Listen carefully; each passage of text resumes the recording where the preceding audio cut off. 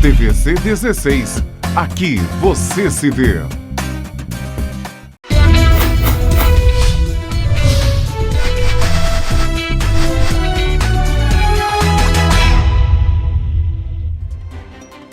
Olá, boa noite. O Notícias do Dia está no ar. Hoje é quinta-feira, 27 de maio. E você vai ver nesta edição: Petrópolis já vacinou mais de 80 mil pessoas contra a Covid-19. Novos óbitos por Covid-19 são confirmados na cidade. Mais 12 foram incluídos no boletim desta quarta-feira. Ministro da Infraestrutura anuncia suspensão das ordens de demolição de casas na BR-040. Comércio e Arte oferecem curso de marketing digital aos empresários de Petrópolis. Combate ao glaucoma. Diagnóstico precoce pode evitar principal causa de cegueira no mundo. Bicampeão olímpico Giovanni Gávio participa do Dia do Desafio em Petrópolis. Agora, o Notícias do Dia.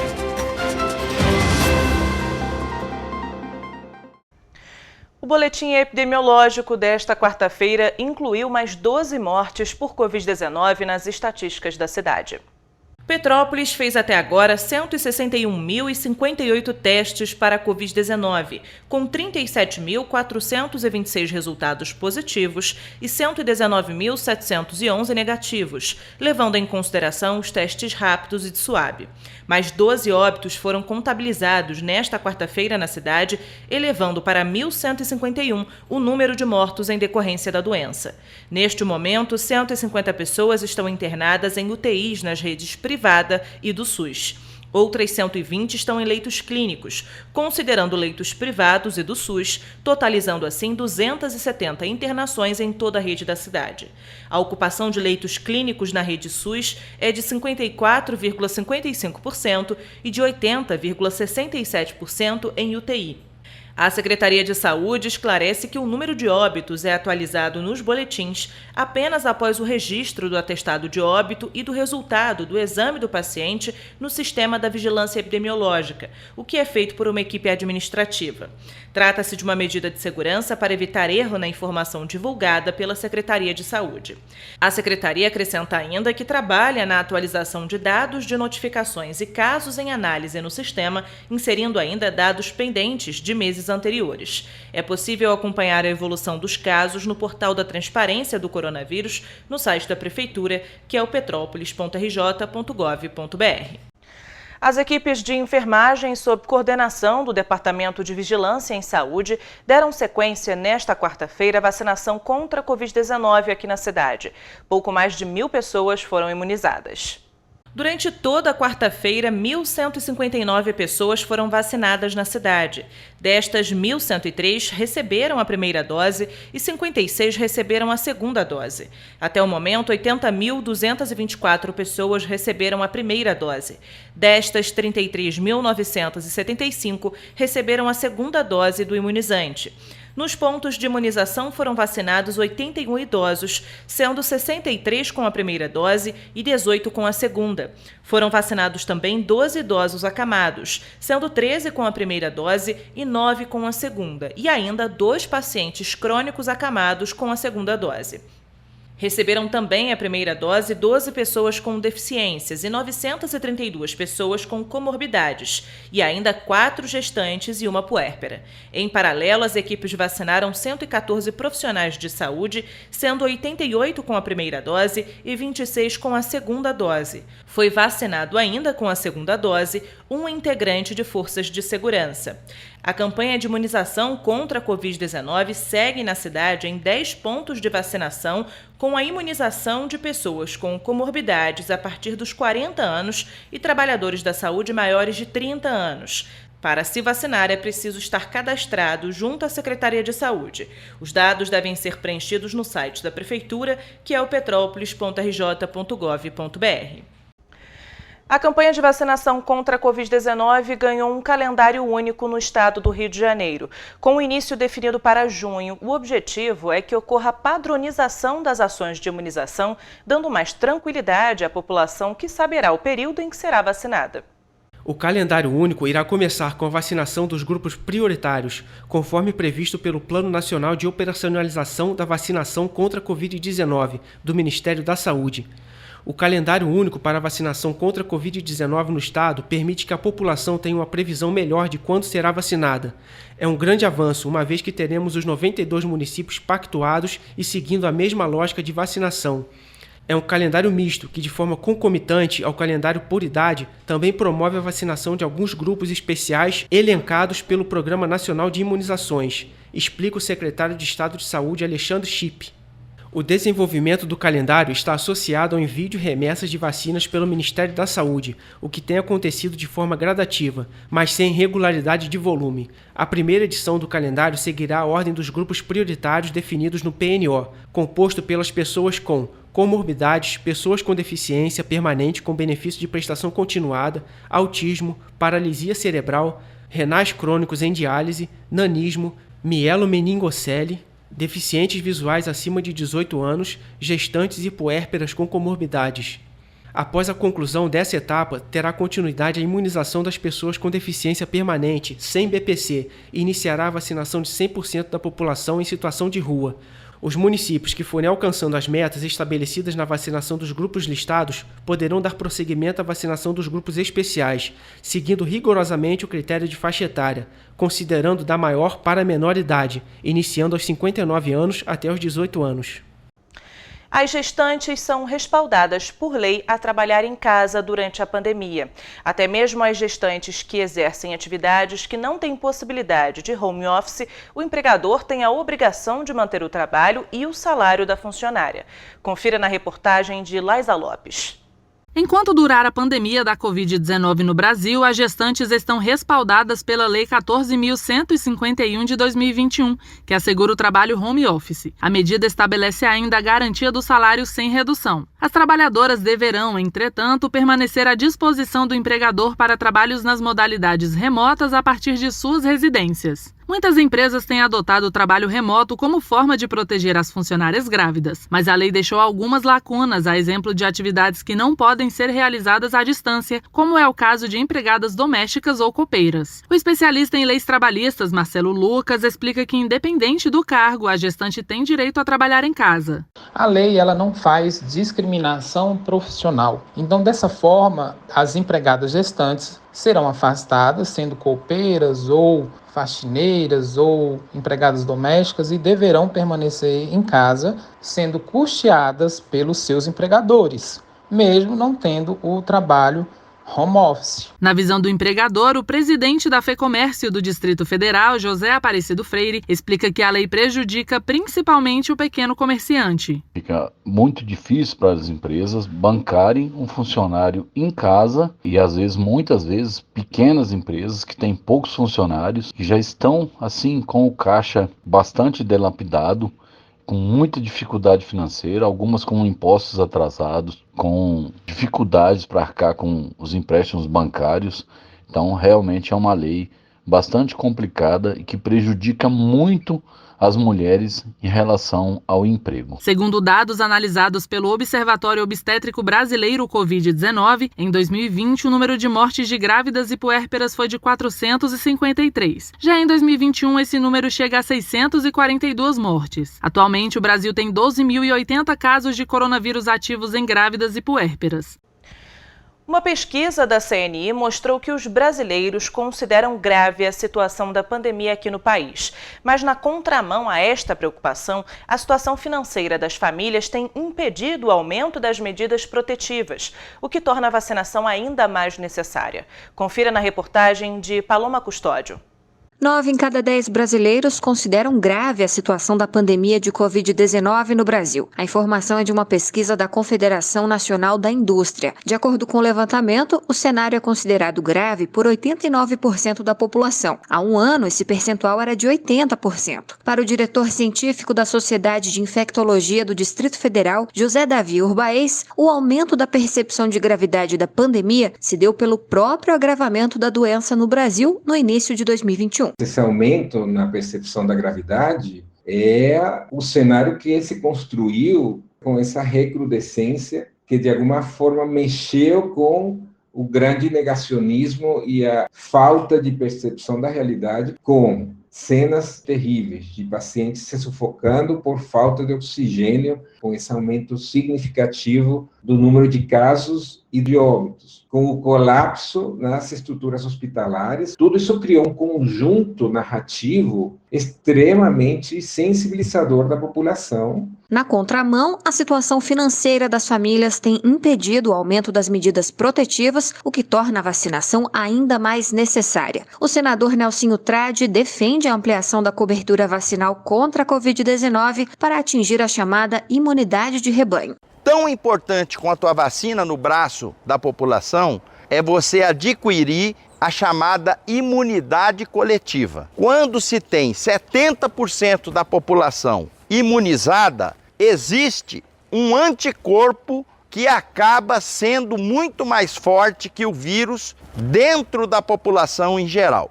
Com isso, se cria a imunidade de rebanho ou a chamada imunidade coletiva. Segundo o Ministério da Saúde, até 26 de maio, 18,8 milhões de pessoas tomaram a segunda dose da vacina, cerca de 9% dos brasileiros. A criminalidade aqui na cidade realmente não tem dado folga. Nesta quarta-feira, uma mulher teve o celular roubado por 2 homens enquanto andava na Rua Tereza. Apesar disso, um dos acusados foi capturado por populares e o outro pela Polícia Militar. Olha só. O roubo aconteceu em plena luz do dia na Rua Tereza, o principal polo de modas da cidade. A mulher de 26 anos andava no local quando foi surpreendida por 2 homens que arrancaram o celular de suas mãos. Apesar do ocorrido, populares que presenciaram a cena correram atrás de um dos acusados e conseguiram capturá-lo e recuperar o telefone. Já o segundo foi preso pela Polícia Militar momentos depois. Os acusados têm 17 e 18 anos. Ambos foram levados para a delegacia e autuados. O menor responderá em fato análogo por roubo, assim como o maior, que responderá ainda por corrupção de menores. E você vai ver depois do intervalo. Ministro da Infraestrutura anuncia a suspensão das ordens de demolição de casas na BR-040. Comércio e Arte oferecem curso de marketing digital aos empresários de Petrópolis. O Notícias do Dia volta em instantes. A Móveis Pedro II está esperando por você. Estamos prontos para atender nossos clientes com a segurança que este momento exige. A loja oferece os produtos de qualidade e bom gosto que você já conhece e uma equipe pronta e preparada para oferecer o melhor, com conforto, água fresquinha e um cafezinho quentinho. Móveis Pedro II, a loja que você conhece e confia. Shopping Pedro II, no centro de Petrópolis. A Feirinha de Itaipava abriu as portas e está esperando por você. Preparamos tudo para recebê-lo com toda a segurança que este momento exige. Tudo vai passar. Mas enquanto não passa, nós estamos prontos. Estamos abertos sexta-feira, das 10 às 18 horas, sábados, domingos e feriados, das 10 às 19 horas. Venha, que a saudade é grande. Feirinha de Itaipava, esperamos por você.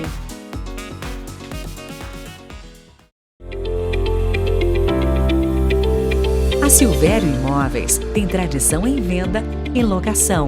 A nossa administração tem apoio do Departamento Jurídico, que garante a sua tranquilidade. Temos consultoria e legalização para facilitar todos os trâmites imobiliários. Silvério Imóveis, a chave para os seus sonhos. Venha nos visitar. A casa é sua.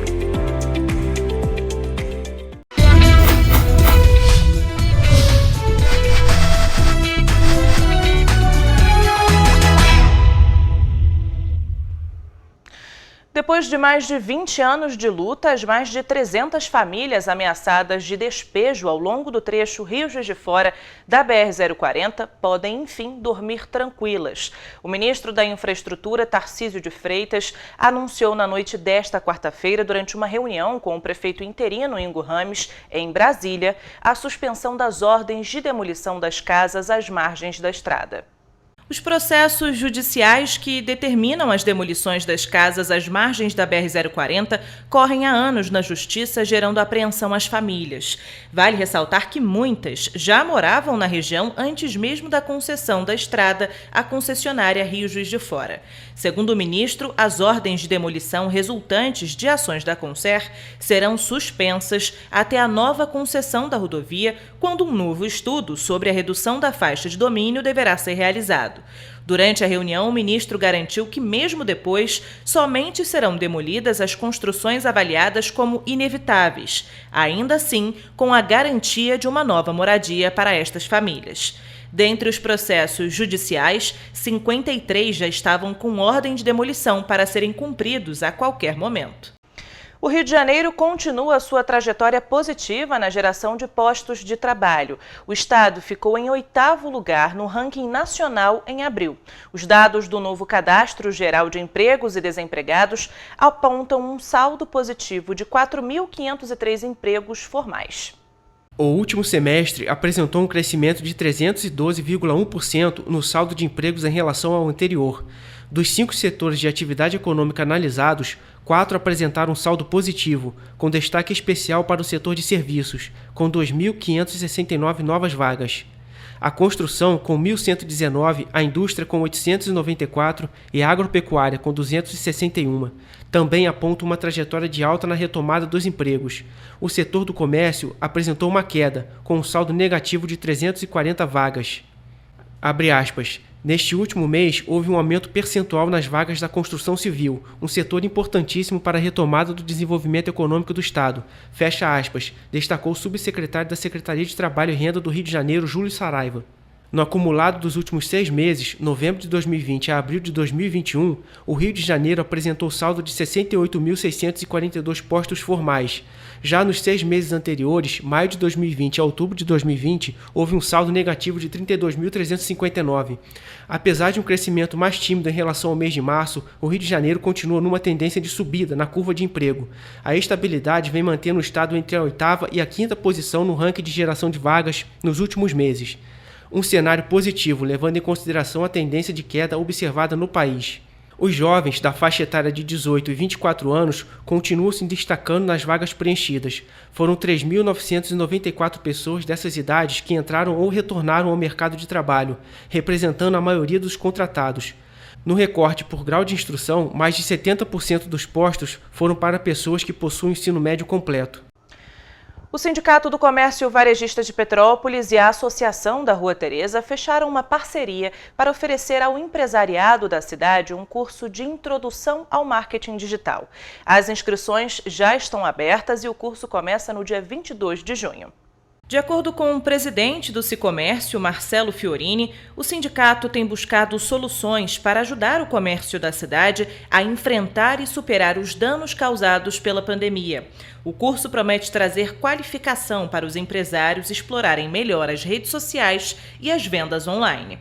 O curso é para você que quer aprender coisas novas, para você que acredita na força das mídias sociais para aumentar suas vendas, mas ainda não sabe por onde começar ou se já está vendendo, ainda não conseguiu atingir os resultados esperados. Durante o curso, os empresários terão acesso a técnicas modernas de marketing digital para aumentar as vendas usando as mídias sociais. De acordo com o consultor de marketing, qualquer segmento pode utilizar as redes sociais para tornar a marca e o produto conhecidos, principalmente aqueles que não possuem agência de marketing e o próprio dono ou funcionário da empresa fazem as publicações nas mídias sociais. O curso é 100% online, com aulas ao vivo, onde o professor vai estar tirando as suas dúvidas na hora, e o método é um passo a passo, mostrando desde o início, começando do zero até as técnicas mais modernas de marketing. O curso de Introdução ao Marketing Digital terá duração de 5 aulas e começa no dia 22 de junho. Mais informações podem ser obtidas através do telefone 024 99268 5049. E você vai ver no próximo bloco. Combate ao glaucoma. Diagnóstico precoce pode evitar principal causa de cegueira no mundo. bicampeão olímpico Giovanni Gávio participa do Dia do Desafio em Petrópolis. O Notícias do Dia volta já.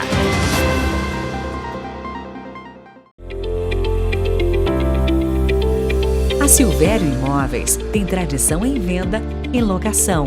A nossa administração tem apoio do Departamento Jurídico, que garante a sua tranquilidade. Temos consultoria e legalização para facilitar todos os trâmites imobiliários. Silvério Imóveis, a chave para os seus sonhos. Venha nos visitar. A casa é sua. A Feirinha de Itaipava abriu as portas e está esperando por você. Preparamos tudo para recebê-lo com toda a segurança que este momento exige. Tudo vai passar. Mas enquanto não passa, nós estamos prontos. Estamos abertos sexta-feira, das 10 às 18 horas, sábados, domingos e feriados, das 10 às 19 horas. Venha, que a saudade é grande. Feirinha de Itaipava, esperamos por você.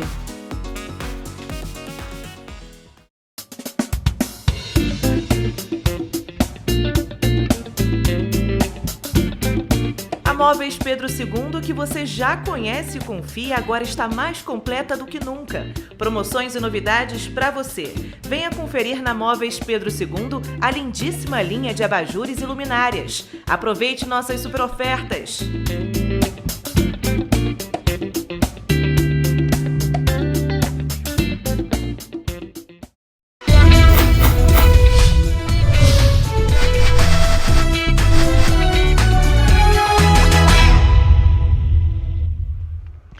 A celebração do Dia da Mata Atlântica, comemorado nesta quinta-feira, é um alerta para toda a sociedade sobre a necessidade de proteção e recuperação das áreas verdes fluminenses.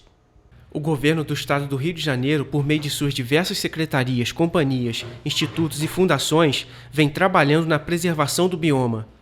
Abre aspas. A Mata Atlântica é de enorme importância para o nosso estado. Estamos incorporando novas tecnologias de monitoramento que, ao mesmo tempo, possibilitam a resposta dos órgãos ambientais com mais rapidez e eficácia.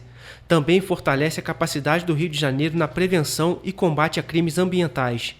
Tudo é feito com muito diálogo e inteligência, em uma grande colaboração entre secretarias e órgãos do governo. Fecha aspas, disse o governador Cláudio Castro. As ações do Estado são em diferentes níveis, que buscam combater o desmatamento, conservar e fiscalizar as áreas verdes fluminenses, além de recuperar locais desmatados. Um exemplo é o projeto Conexão Mata Atlântica, que atua em áreas prioritárias no estado do Rio de Janeiro. A iniciativa destina desde 2017 mais de R$ 4.200.000 a 285 produtores rurais prestadores de serviços ambientais, reconhecidos por desenvolverem ações de conservação de florestas nativas, restauração e conservação produtiva de áreas com baixa produtividade.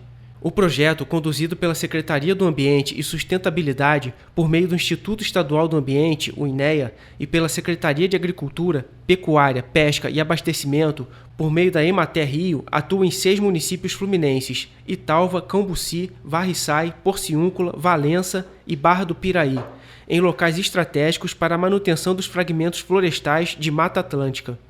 Abre aspas, a Mata Atlântica, além de sua riquíssima biodiversidade, cumpre um papel fundamental para a sociedade.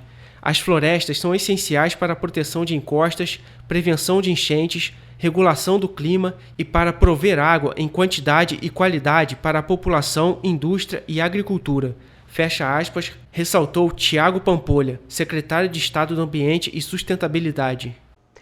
O mês de maio chama a atenção para os cuidados com a saúde dos olhos. Nesta quarta-feira foi celebrado o Dia Nacional de Combate ao Glaucoma, doença que acomete o nervo óptico e tem como principal fator de risco o aumento da pressão intraocular.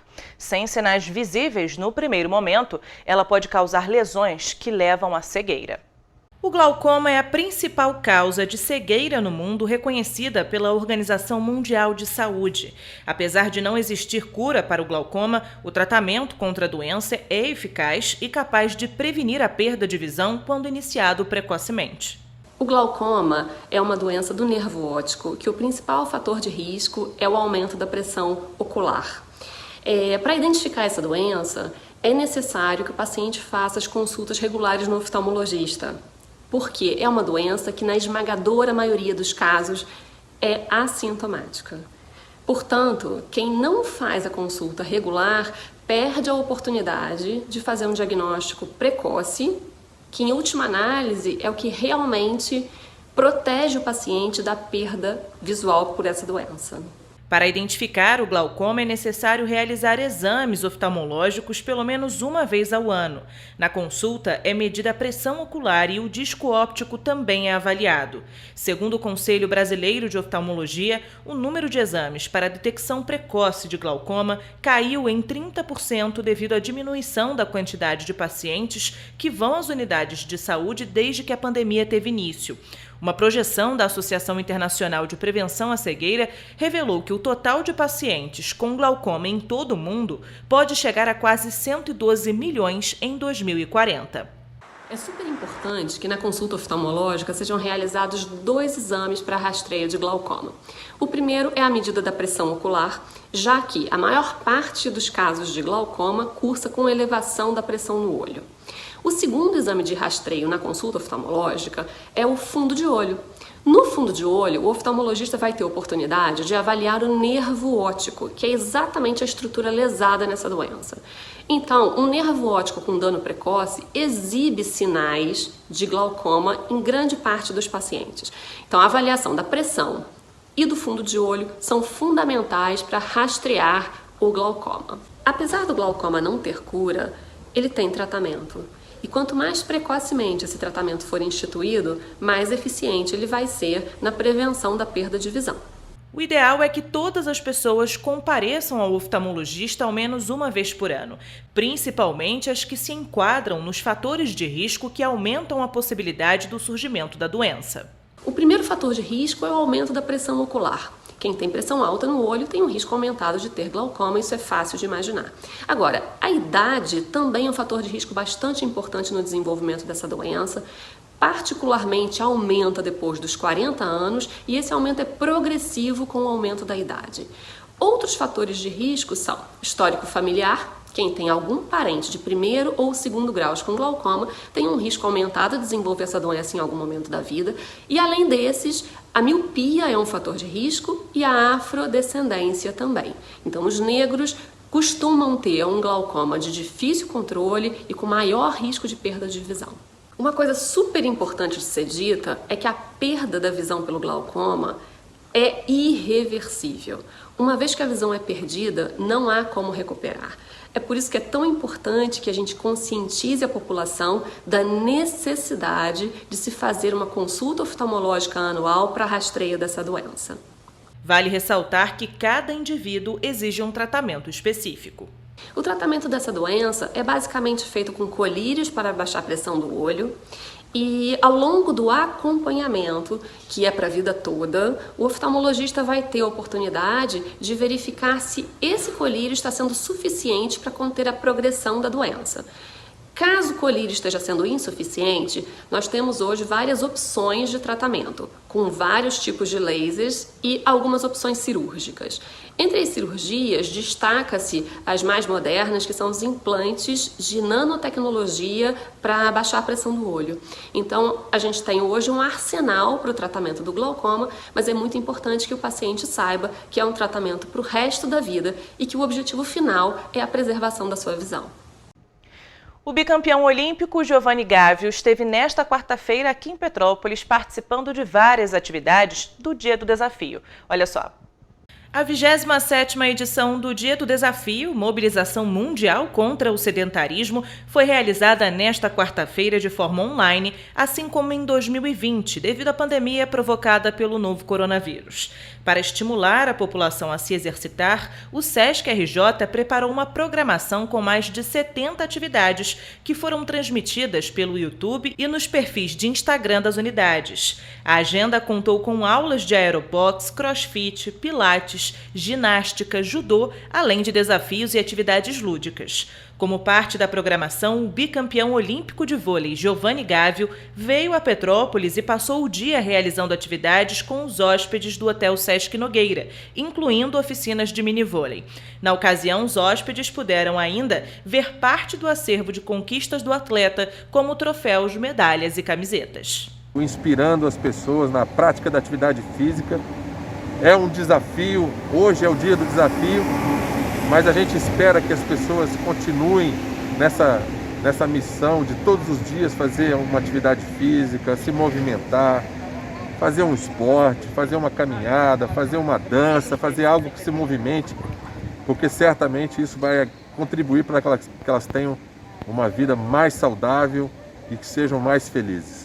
Em seu formato original, o Dia do Desafio consiste em uma competição saudável entre cidades, cujo objetivo é mobilizar o maior número de pessoas a parar sua rotina e, por pelo menos 15 minutos, realizar uma atividade física. No formato adaptado, não há competição e as atividades são transmitidas pelas redes sociais. O Notícias do Dia termina aqui. Uma ótima noite para você e até amanhã.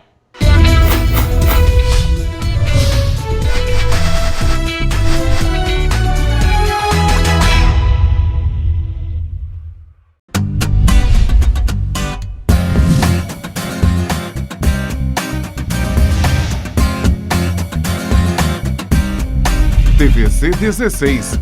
Aqui você se vê.